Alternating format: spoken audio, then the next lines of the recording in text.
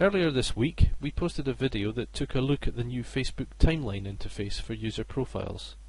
Now we thought we'd follow that up with a look at some of the other changes that Facebook has made to the user interface of the newsfeed. So here's my newsfeed. The first thing to take a look at is that the old top news and most recent links have gone. The most recent links have been replaced by this newsfeed ticker, which shows recent posts and what Facebook calls activity stories, such as comments, responses to events, check-ins and so on. The ticker updates in real time, and you can see it updating here, showing me what my friends are doing online right now. If I hover over one of these items, I can see the full post, and I can comment if I'm allowed to. The recent stories area lets me see posts from friends, pages, apps and so on. This lets you control how much or how little of this person's updates that you get to see. Next, let's take a look at the newsfeed itself. We've now got top stories and recent stories. The top stories are the ones that Facebook thinks I'll be most interested in. They've got this little blue icon in the corner. I can click on the triangle to unmark the top story. Let's take a look at recent stories. They're pretty much as they've always been, although photos are now bigger and they're laid out slightly differently. Let's go back up to the top of the page and look at the next change, which is lists.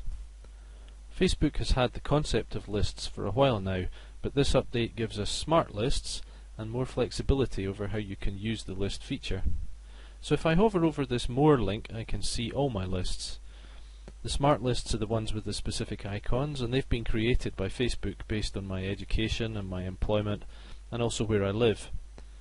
This list is automatically populated with any friends living within the radius that I can set.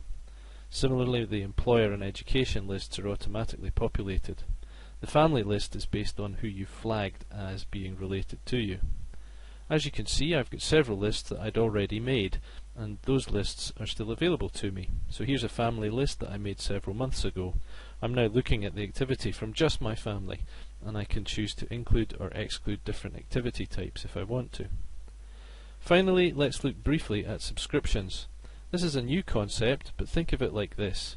You've always been subscribed to your friend's activity in the past. You can now unsubscribe from a friend's activity without blocking them.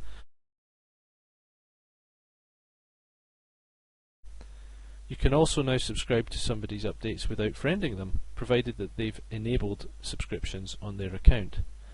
This might suit a really public person who wants to allow more visibility to the public while still allowing for more access to their friends. To enable this, you need to visit facebook.com/about/subscribe to enable subscriptions. The changes to lists and subscriptions mean that when you post a status update, you now have a lot more control over who sees what. Here you can see me posting a status update just for my family.